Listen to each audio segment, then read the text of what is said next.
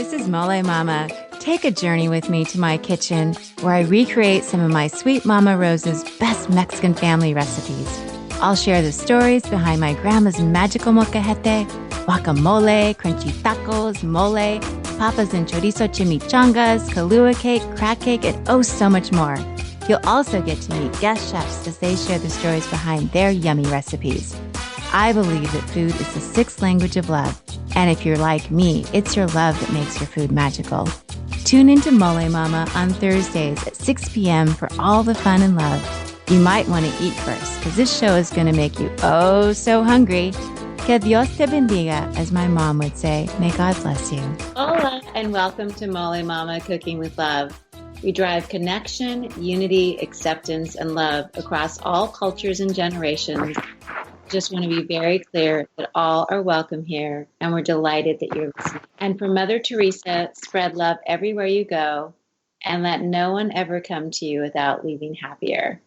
Please check out our new podcast on iTunes, Google Play, Stitcher, and leave us a review and subscribe. And please, any recommendations or comments, we would love to hear from you. And welcome to Molé Mama Cooking with Love. We celebrate home chefs, entrepreneurs, side hustlers, and foodies like my sweet Mama Rose and my Tia Hubi. We talk about heritage, family recipes, traditional tools like my grandmother's magical molcajete, and I remind you every week that the secret ingredient to every great recipe is our love. I want to welcome our returning listeners in the chat room. Thank you so much for tuning in live. I want to welcome any new listeners tonight. And please check out our YouTube Molé Mama Recipes channel so you can learn how to make guacamole, crunchy tacos, enchiladas, Spanish rice, mole rojo, chimichangas, and so much more. Post photos on Instagram and Facebook and tag me. And if you have any questions, please reach out. I'd love to help you make those recipes successful. So tonight I'm super excited about our guest.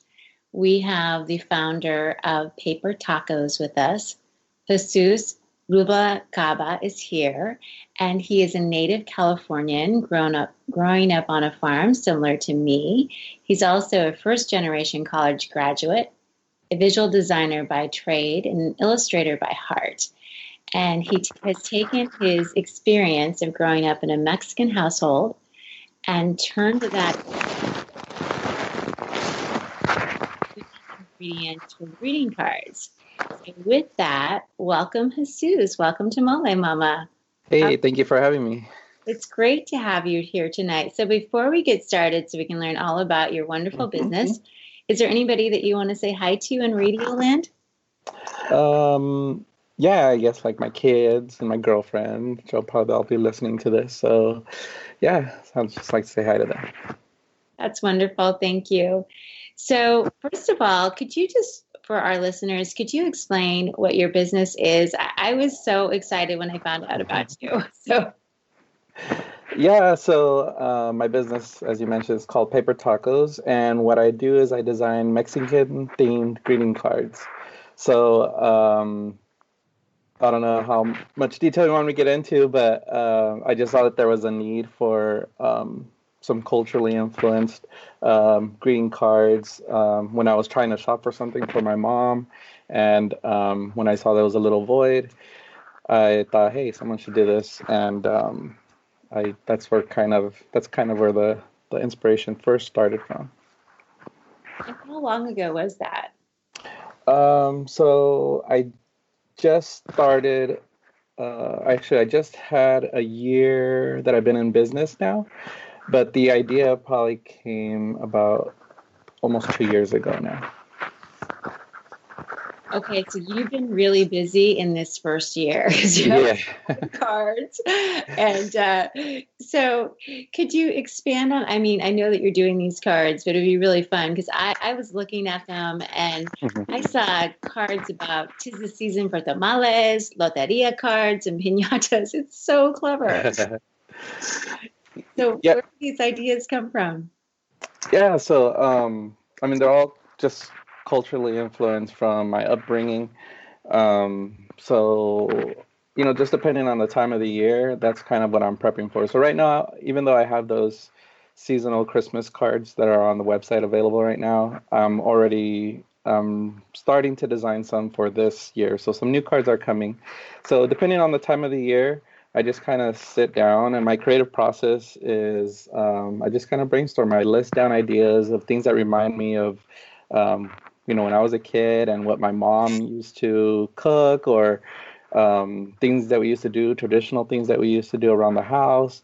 And then once I, have a good list of ideas, then I start narrowing down like which one do I want to, try to convey visually onto a greeting card. So that's kind of like the beginning of the creative process.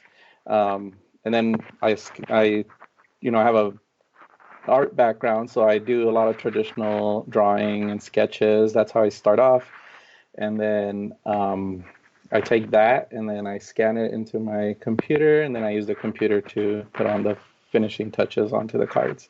But yeah, so all the cards are have some connection to me, whether it's my cultural upbringings, traditions, or language. A lot of my cards are most of my cards are in Spanish.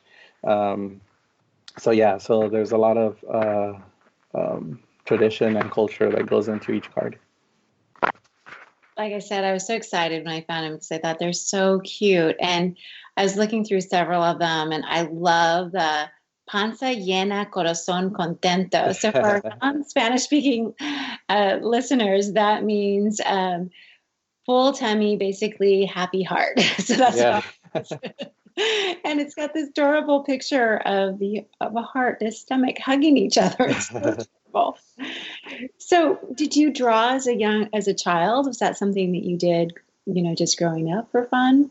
Yeah, so as you mentioned, I grew up like in the middle of a farm in Castroville, California, the artichoke center of the world, and it was actually a labor camp. So it was our house, and our house was one of the few family units. So it was me and my family, and then there was another house that was another small family.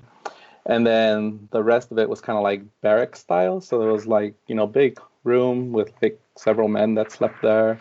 But anyway, so that little labor camp is where I grew up, and I didn't have many, friends because I lived kind of far away from town. So when I was little, I kind of spent a lot of time just, being creative, playing outside, or for the most part also drawing.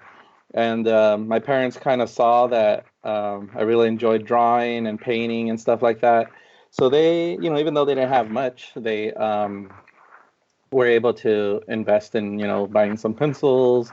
And, for one Christmas, I remember I even got a drafting table, which was like the most amazing gift for me at the age of 12. And so they really helped to cultivate my artistic side. And so that's kind of where it all just started. I remember I won like my first drawing contest when I was like 9, and then from there, I entered other small little local contests, and each time that I would win something like that, it just motivated me to get better. And so eventually, I went to community college. I got an associate's degree in traditional background, but then when it came to me kind of start thinking about a career, I looked into computer graphics. So I saw that as a way of taking my traditional art background and being able to implement it into something where I could really build a career out of it. So that's kind of where my background comes, my artistic side. It all started being out in the middle of nowhere in the fields, and a lot of time alone, and just me and my sketchbook, and just kind of letting my imagination run wild. That's so fascinating, Jesus. I grew up almost exactly like you did, because I grew up on a dairy farm. And so when you say you're a long ways from everything, I'm like, yeah, I so understand. When I tell like town was a long ways away, and they go, what do you mean? I'm like, no, town was a big deal, like going to town. Yeah, as a kid, right? I mean, you can't just like walk there. It's like so a lot of time spent alone. And then I had I grew up with 3 sisters. I have no brothers. So that was another little barrier that, they didn't really want to spend too much time with the brother. But yeah, so that's kind of where I grew up. That's outstanding. And I know that, so it sounds like you were drawing from a young age. And what I was doing is I was writing in my spare time and reading. And then I did a lot of sewing. So I made all my own clothes. So that was kind of my creative outlet. But I think it's Awesome. fantastic that your parents supported you from such a young age. Yeah. And tell me more about this contest that you won. Oh yeah, when I was little, and Castroville isn't that big of a city either. At the time, the population was only 5,000. Um, so there was a video store there, and I remember they had an art contest for it was when there was the release of the movie Old Dogs Go to Heaven, and they just wanted um, kids from Castro to, like, submit their best artwork of that movie, their favorite scene or whatever. And yeah, so I went to the video store. I submitted my drawing and didn't think anything of it. And then, like, 2 weeks later, I got a phone call that I won. That was like my very first art contest. That's so wonderful because and you were speaking at the beginning of the show about seeing this need, looking for a card for a family, Hmm. not finding one in Spanish. And I know that when my mom was still with us, I struggled with that too because I wanted to get her a card in Spanish, and I'd go and I'm like, oh, they're also like old school, like there's nothing on. So when I saw your cards, I'm like, oh, these are like perfection. Um, so did you go straight from college then into having your own business, or did you do something first? No, so yeah, so like I said, I got an associate's in graphic design, and then I ended up going to a 4-year university and got my bachelor's. And then from there is when I started working as a graphic designer. But I didn't, start my business till recently. But I've worked as a graphic designer for multiple brands nationally and even global brands. I've worked for um, eBay. I've worked for Hewlett Packard.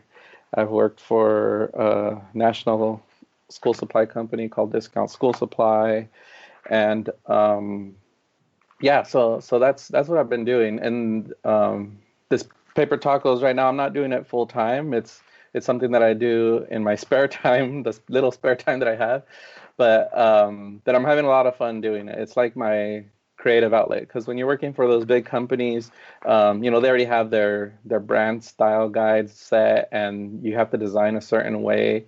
So there's very little creative freedom sometimes. And I still have that need to be creative.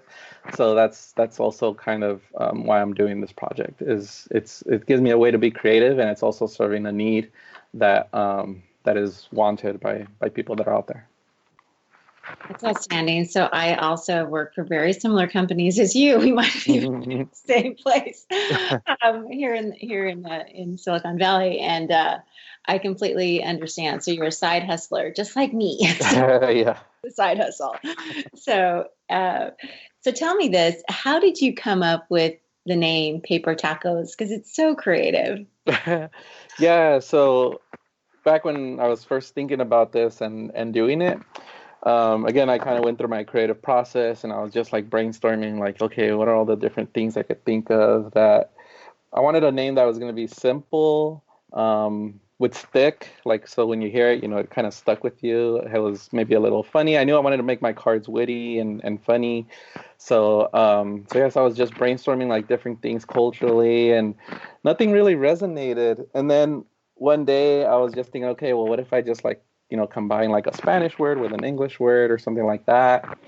And so I just made a bunch of lists of different words again, and then I thought about the taco, and the taco kind of folds in half, just like a greeting card, and everybody loves tacos. So, and it's made out of paper, so I'm like, why not paper tacos? And I shared that with friends and family, and everybody loved it. Everybody thought it was funny and clever. So that's where the origin came from.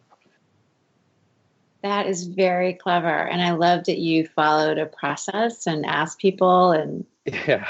yeah, that's because I know when I came up with Molé Mama, it's a little bit scary. It's like, Yeah. what my business going to be? So, and it is very, very clever. And when I was reading about you, the witty ingredients into each card, I'm like, oh, that is very clever. So when you were drawing, did you write as well when you were growing up? Was writing also a passion? Because your stuff is very clever. And Yeah. I've worked with designers in the past in my day job, and usually I have people that are really great writers and I have really great designers, and rarely do I have the same in both one person. So Yeah. so how did that happen? Yeah, no, the so the my style of drawing and then my style of humor comes from I used to read a lot of one panel comics, which is kind of like, I don't know if you remember, like the Far Side comic strips that would be Yes, in. absolutely love those. Yeah, so the Far Side was is my favorite type of comics, where it's just like one panel. It's you have to work really hard to put your joke across in just one drawing, so it has to be really simple. And so as I was, thinking of like what style am I gonna make these in, I knew I wanted to make them funny because I just feel that, I like seeing people laugh, and I feel that when something's funny, it creates like an emotional connection between you and whatever it is that you're looking at that moment. So if I could build that emotional connection between my customer and my product, I think that that helps with building brand loyalty, so they'll stick with me longer. So I knew that I wanted to make it funny, something that would connect with the person. But I'm only working because all my cards are only printed on the outside. They're blank on the inside. So I knew I had to work really hard to create something simple. And so that if you look at all my cards, they're all very simple. It's a drawing and then like a short, headline that connects the two things together. And all of that kind of came influenced from the Far Side. I thought about the Far Side. I'm like, you know what, the Far Side is if I could accomplish something like that, where it's very short, you get it, it's funny, and then I think that's like the ideal reaction that I want to get. Yeah, they are very, very clever. Mhm. So what was the very first one that you designed? The very first card was the piñata card. So the piñata is just, a simple piñata, and it has the words dale, dale, dale. I saw that. Loved it. Yeah. So my first couple cards actually were more rather than having like the double, like different meaning words like some of my other cards have. The first ones were more with traditional sayings, so like or more having to do with tradition. So dale, dale, dale is, a song that you sing when kids are singing the piñata in Mexico. And the second card I did was like sana sana colita de rana, which is something that, moms say to their kids when they get hurt. So I thought, oh, that'd be perfect for a get well card. And so yeah, so like the first few cards were all, oh, panza llena, corazón contento. You mentioned that one. That's another, traditional saying that we say. So those were like the very first ones to get. Like I wanted them to be in a way where when people saw them, it might bring a little bit of nostalgic, emotion to them. Like, oh, my grandma used to say this or whatever. Again, trying to make that connection with the people that are seeing my product. Yeah, I saw the "'Tis the Season for Tamales" today. Like, oh, yes, it is. Yeah, it's coming up. I'm so excited. Yeah. And your Loteria cards for Mhm. graduation. So for our non-Spanish speakers, Loteria is Mexican bingo, right? Yeah, You know, basically. and I grew up playing it with my family, and we used beans, pinto beans, to cover our Yes. cards. That's great memories. It wasn't about winning money; it was how many beans you got. So, Yeah. but that was so clever that you came up with that as well. Yeah, the graduation one.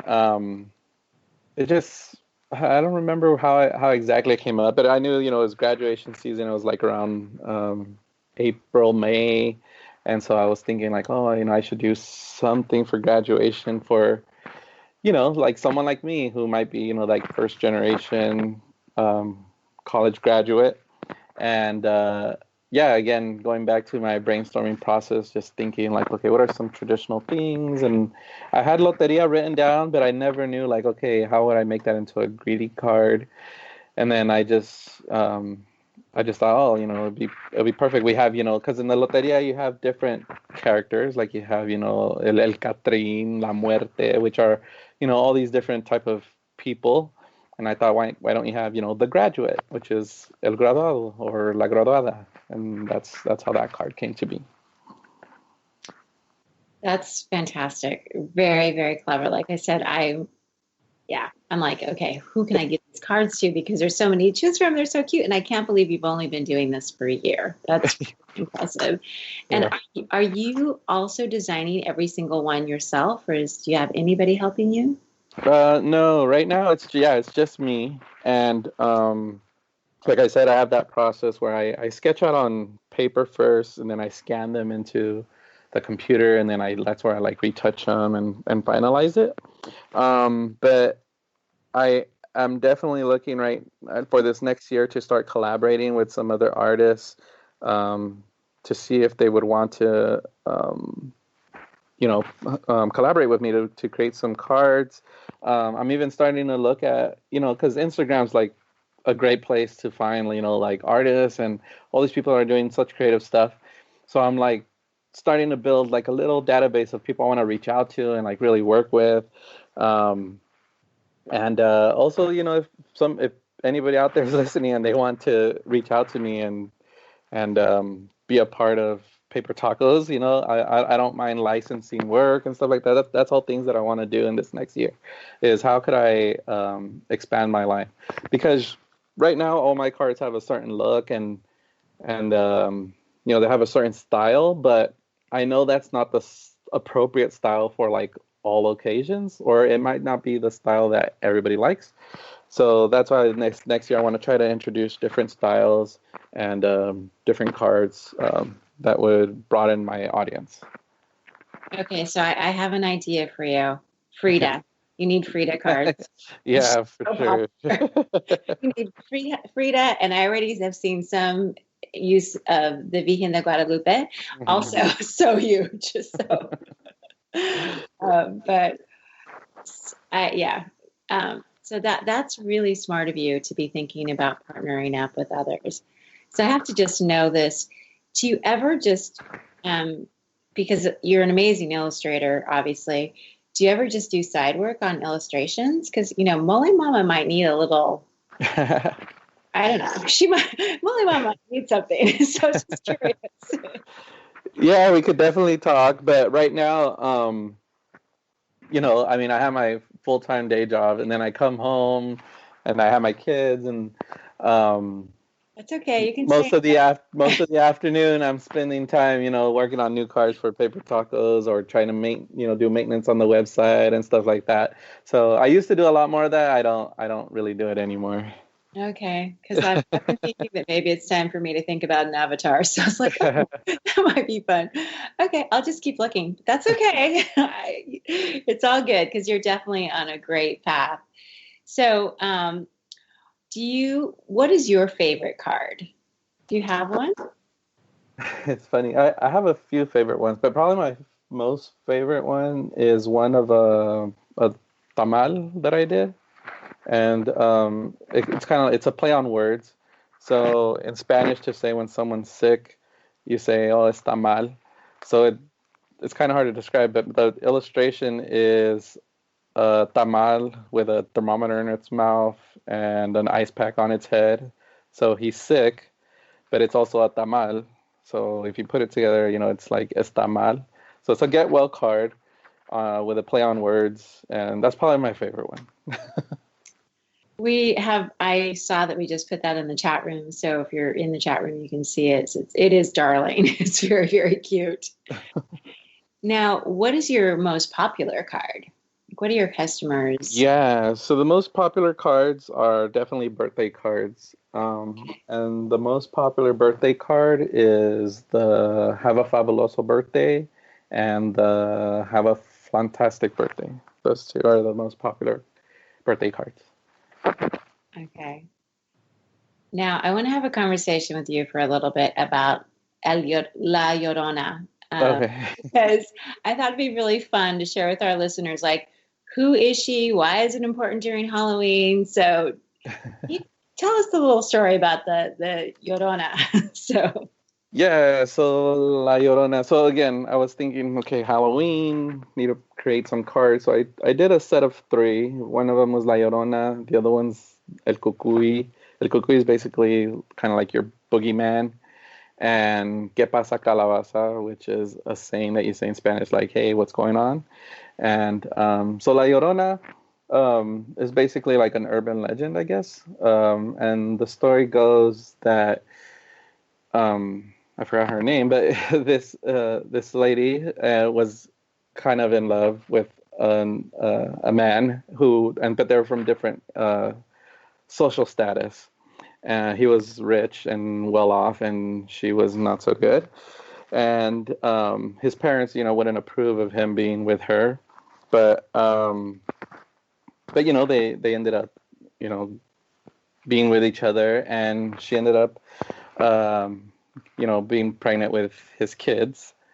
And when he eventually stopped the affair because he knew that it wouldn't be approved like by his parents, and so he stopped the affair, and the lady was left, pregnant with her kids. And when she had her kid after the pregnancy, she was distraught, heartbroken, and she eventually drowned her kid. So it's a terrible story.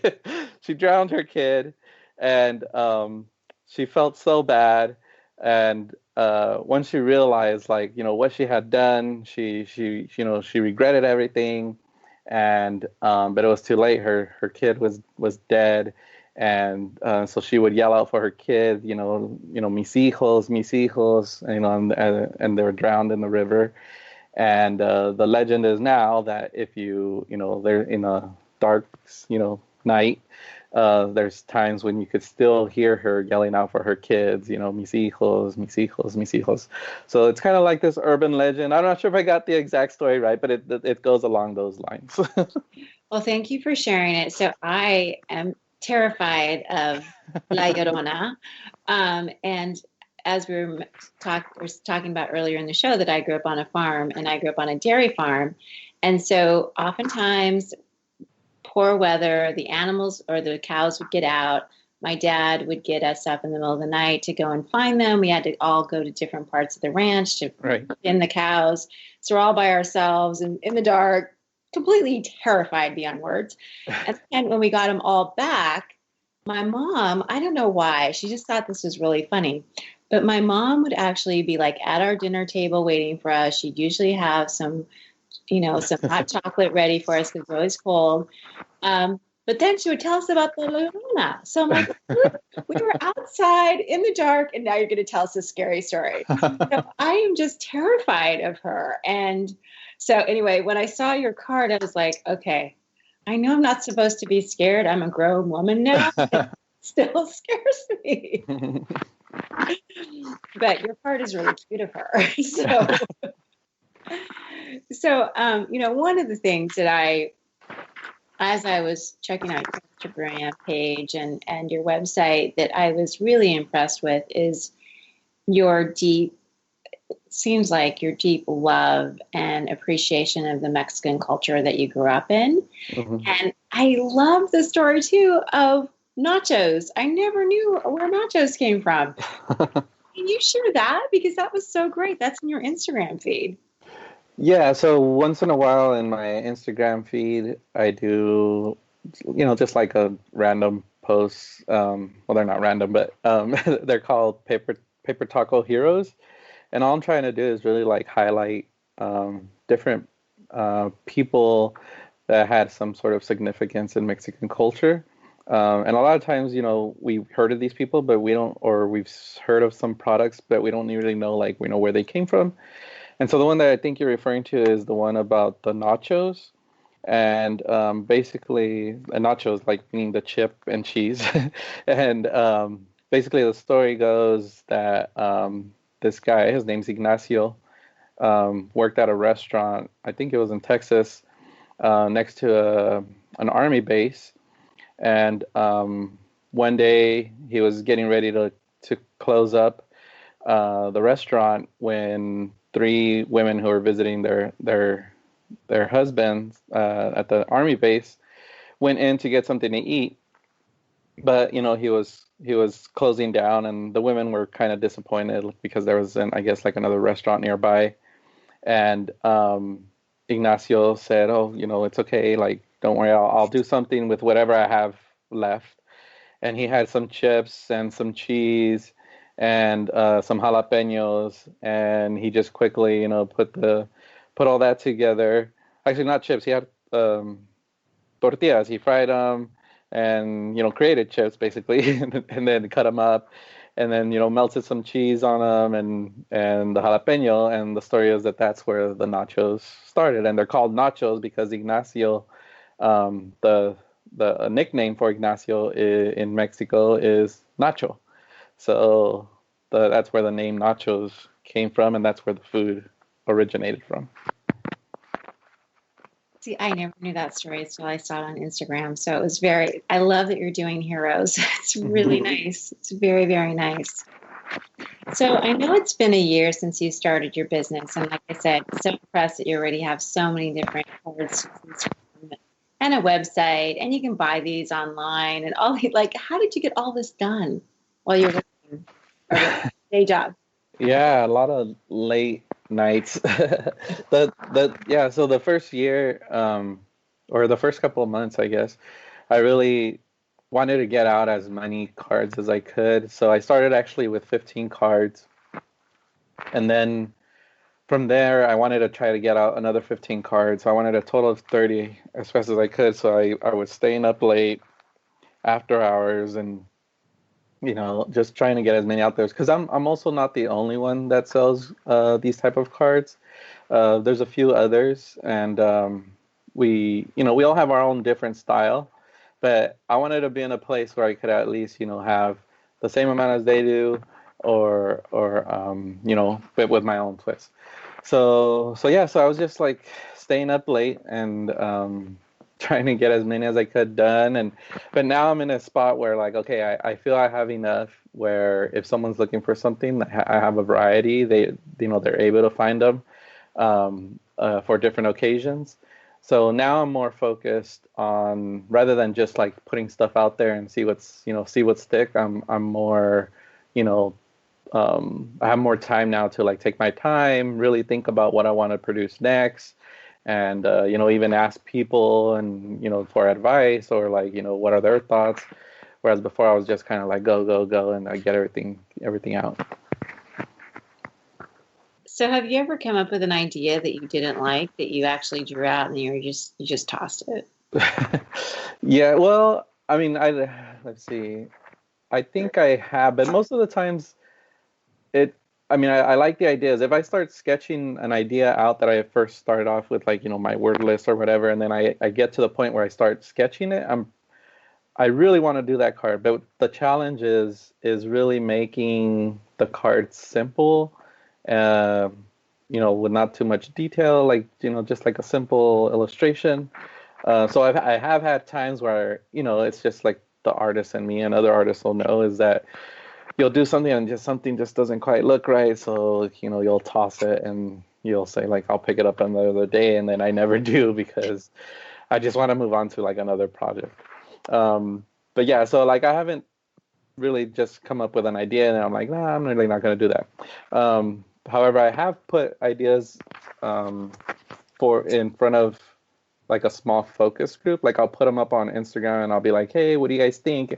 And a lot of times something that I think is like funny and I think this will do very well, the customer doesn't think that way. And a lot of times that happens, I think, because I'm so invested into this, and and I have my ideas of what I think is good and what I think is funny, but that's not necessarily what everybody else wants.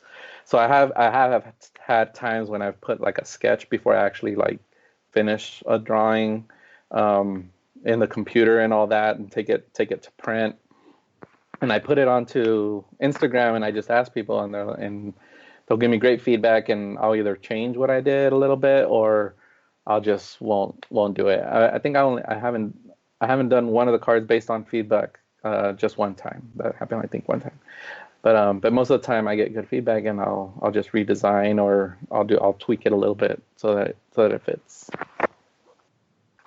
I think Instagram is great for that, to be able to get that kind of feedback, especially in the line of work that you're doing. It's really smart to do that. And I just wanted to know, because I think that what I hear sometimes is some of the pictures that I post on Facebook about some of my food is like, oh, this is the way you always cook. And I'm like, no. There's a lot of stuff that doesn't make it on Instagram that nobody will eat in the house when I experiment. So trust me, no, this is not without error. So Yeah. That's what I was curious about. You had the same experience. So, again, back to your running your own business. So have you had any challenges other than probably not sleeping much with your business? Challenges. I guess one of the things that I'm really careful of is, because they are very tied into like our, my culture and Mexican traditions and stuff like that. I'm very careful about how I do it. I don't want to be, offensive either or anything like that. I've had, like one time at one of the, craft fairs, someone come up to me and kind of was, I guess, criticizing, and it was someone within our own, my own community, my own culture, like telling me if I thought it was right that I was monetizing our traditions. And I never really saw it that way until he mentioned that. And so when I heard that, and I took the time to hear him out and what he had to say.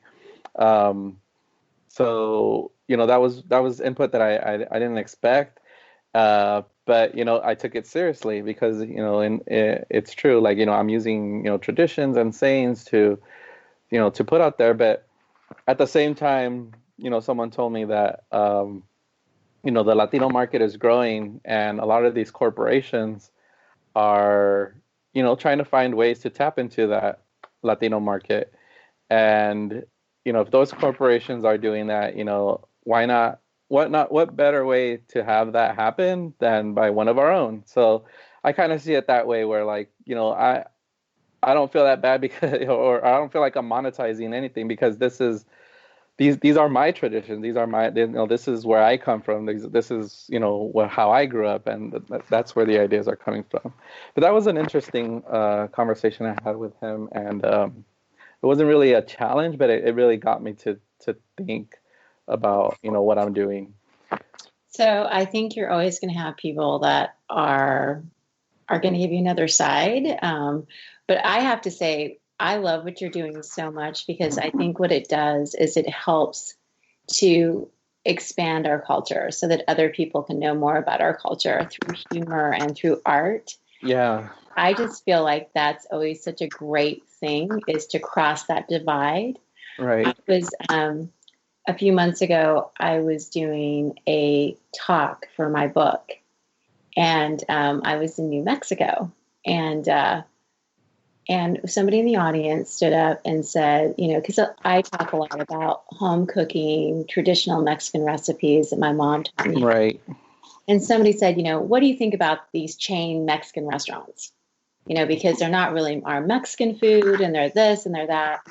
And I said, I think it's great. I think anything that helps us, even if it's not the exact same recipe, but just helps us connect to other cultures, is a good thing. Mm-hmm. So that's the way I view your cards. It's like, what? That's really cute. Like, that's and the artwork again. So I think it's about that connection and crossing lines. And then also the nostalgia for those of us that grew up with that. Like, Yeah. smile. Like, I was looking at your cards earlier today, and they just repeatedly made me smile and brought back, like I mentioned, fond memories of playing Loteria with my family. And so keep doing it. I think it's awesome. So, Yeah. And so that's like something that came up like just as I was producing and stuff like that. But on the business side, definitely had challenges like, where am I going to print my cards? Money, of course, is always a challenge. Um, but yeah, probably the print, because I wanted to produce something that felt, of quality and it's like something that you would, possibly even buy, like at a store. I didn't want it to look like I printed it from home, which was my original idea. I was just going to print these at home. But eventually I just, made the decision, no, I'm going to get these printed at a commercial printer. And I was lucky enough to find someone here locally that was willing to work with me. And yeah, so that took me a little while, was to find the right partner for printing and then to get started. Oh, that's fantastic that you did that. And then as far as where can people buy your cards? I know that you have an online store, correct? Yeah, so I have the website, which is papertacos.net. But I'm also in a few locations in California and in Texas. Yeah, so I think I'm starting to expand more in the wholesale side. Right now I'm in about 9 to 10 locations between California and Texas, but little by little we're expanding. That is outstanding. See, I can't believe you've done all this in a year. Like, really, you're in stores too, in brick and mortar. That's amazing. That is such an accomplishment. I spent a few years working for Walmart.com, so I so understand how hard it is to get shelf space in a store. So, did you do that yourself as well? Did you? Yeah, well, I mean, it actually when I first launched my website is when I started my Instagram page. Actually, I started my Instagram page a little bit before I launched my website, just to kind of get, let people know that these cards are coming, like kind of like a teaser type things. And when people started seeing my cards, it kind of I don't want to say it went like viral or anything like that, but it did. My following did grow pretty fast. And yeah, and within that growth, I had some people reach out to me that had some brick and mortar stores, some mom and pops, gift shops and stuff like that, and they would reach out to me like, hey, are you gonna wholesale these, or what's your plan? And that's kind of where those contacts came from. That's pretty awesome. So in a year, you have almost 7,000 followers on Instagram. I'm like so envious. So that's wonderful. Yeah. Just outstanding. So, okay, we talked about all your cards and growing up in a Mexican household. So I have to ask you, because I'm so into Mexican food. So I'm like, what's your favorite Mexican dish? I think I know, but I want to hear. Actually, my favorite Mexican dish is actually sopes. I love sopes. Oh, I do too. That's one of my faves. Now, I thought it was tamales based on your cards. So I didn't see any sopes cards. I know, I need to make some sopes cards. Do you? You definitely. Yeah, I love sopes and I love pozole. I love pozole too. Yeah, I always have a pretty big Halloween party, and I think I usually make enchiladas, but this year we're going to do pozole. So, Oh, nice. absolutely love pozole. And you don't have any pozole cards. I know, maybe for Christmas. Okay. All right. Definitely. And what about any desserts that you like? Mexican desserts? Desserts, I do like flan, and I love pan dulce, so conchitas and all that. Okay. Another idea for your cards. You need to have conchitas. I do have one actually. You do? I didn't see your conchita card. Okay. Yeah, it's a few pan dulces, and the headline says "Eres muy dulce."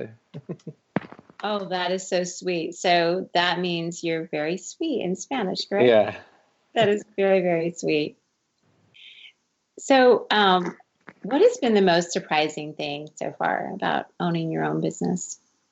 Just the support, like knowing that I'm creating something that a lot of people really like. Like it's just, I mean, I don't want to. It's just surprising to me. Like something that I'm doing, people actually are purchasing, and this is something that came out of like my out of my head, my ideas are my drawings, and people are purchasing these, and they're giving that to someone else to share joy and happiness and all that. To know that I'm a small part of that whole process it's just surprising to me. Like I can't believe it. And people like tag me on pictures and Instagram, of like a Father's Day card that they with their dad holding the card, or my graduation card with their sister who just graduated and she's holding the card. That card that they're holding was at some point in my hands. Like I packaged it and I put it in the mail, and now they have it, and they put their own sentiment in it, and that person now has it, and they might keep it for who knows how long. So it's just that all of that is really amazing to me. That's wonderful. I know that for me, it's very similar, and that when I see people making my mom's recipes and, and seeing her food in other people's homes, that's always just it's the best. Yeah. It's absolutely the best. So what kind of advice would you give to someone that was thinking about starting their own business? Ooh, I think it's have a good support group. My family was very supportive, my girlfriend, and they share with as many people as you can, and find that support group to really help motivate you to get to take that first step. Taking the first step is the hardest step, because you don't know what's going to happen. You don't know if the time that you're investing, the money that you're investing is really going to pay off, or if it's going to go anywhere. So having that support group of people just being there to throw ideas off of is really important.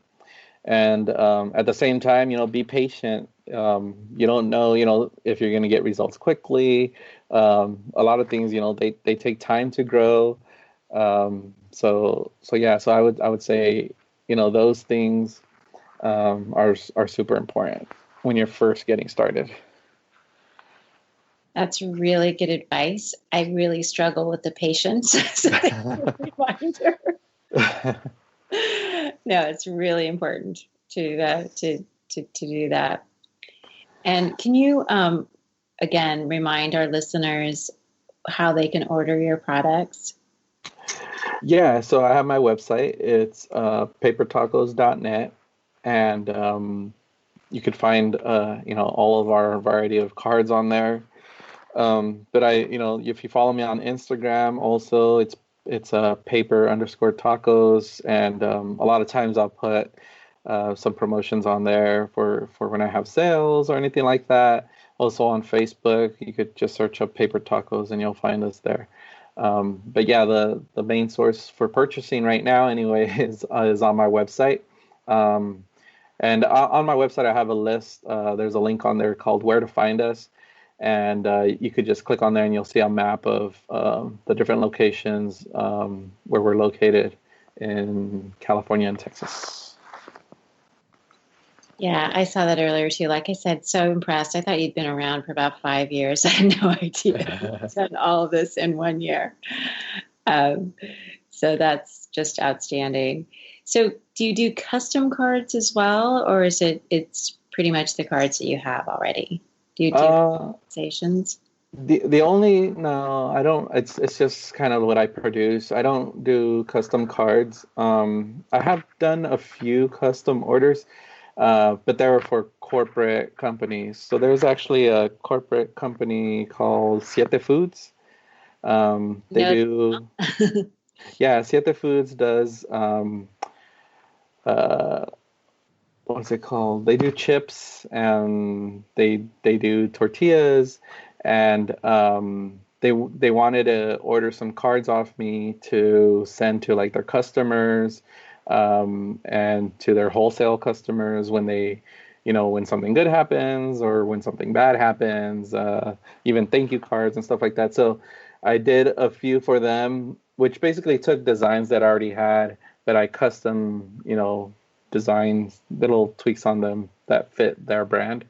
So I have worked with doing custom work, but it's only for those like big orders that of people that reached out to me. That is very, very nice that Yeah. you've done that. And I've tasted their products. I want to say that they're gluten-free, and they might be vegan too. Yeah, that's what they focus on. Yeah, so I'm definitely have tried their tortillas and their chips. Very, very yummy. Yeah.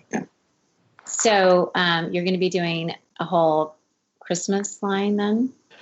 Yeah, so I have currently the Christmas line that I did from last year, but I'm working on trying to get another 6 more cards ready for this year, which hopefully they'll be ready early November to mid-November.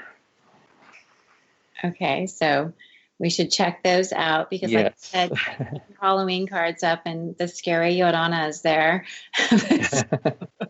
But you did like a really great job. If you're listening, I highly recommend you go check it out because it is very creative, even though she's a cute, scary Llorona. So, and we did have some comments in the chat room about other people and being afraid of the Llorona and of other scary characters as well. And the other card that I wanted to ask you about really quickly, because I thought it was super creative, was the later haters. Oh. Do you want to talk about that for a minute? This is very clever. Yeah, so later haters, to describe it, it's basically just like a fist, and then in the fist it has a red bracelet, which we call like, it's like ojo de venado or something like that. It's which I don't really know why it's called that. But basically in tradition is that red bracelet. If anybody's giving you like they call it like mal ojo. Mal ojo means when you're surrounded by someone or someone is giving you like bad vibes, like they want, bad things to happen to you or whatever. If someone's having those type of thoughts about you, then you would wear this like red bracelet, which helps to push off those bad vibes and those bad people away from you. So yeah, so it's just like a fist, and it has that red bracelet, which if you know what it is, you'll know what it is when you see it. But and then the title just says later haters because it's telling those people to go away. That's outstanding. I thought that was very, very creative. Well, Jesus, I'm sorry, I called you Jose. That's my dad's name.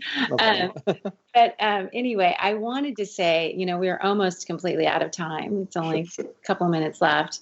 And it's been so delightful to chat with you tonight. And you're so inspiring. And like I said, so impressed with all the work that you've been able to accomplish already in a year. It's just exciting.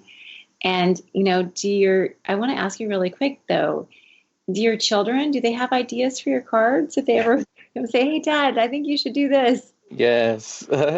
So for Father's Day, my son, I was going through my creative process, and I was in the living room just kind of like jotting down ideas. And my son came up to me and, he was asking me like, oh, what are you working on? I told him, oh, I'm trying to think of Father's Day cards. And he was, just kind of said, father in Spanish, which is papa. And when he said that, like you could see in his face, like a little light bulb turned on, and he's all like, Dad, you should do a potato, which in Spanish is also papa. He's like, you should do like a big potato and a little potato, and it'll say Feliz Dia del Papa. And I'm like, oh, that's pretty clever. So yeah, so my son definitely came up with that one, and we produced it. And that was actually my number one Father's Day card. That is outstanding. I love that story. What a clever idea. So yes, okay. So the creativity is genetic. Definitely. Yeah, he's very, very creative. That is wonderful. Well, we have a minute left, and this has just flown by. And like I said, so much fun chatting with you. And, I just know that you're going to have so much continued success. And for our listeners, please go over to his Instagram and to his website. It's Paper Tacos, and his cards are just adorable and so creative, and love what you're doing. So, Jesus, thank you so much for being on the show tonight. It's just been delightful to chat with you. And, maybe someday I still might hit you up for a Molé Mama avatar. There you go. Yeah, thank you for having me. Absolutely. So I want to thank all of our listeners for tuning in. And many thanks to Christy, who's produced our show tonight. Remember to add the most important ingredient to every recipe you make, your love.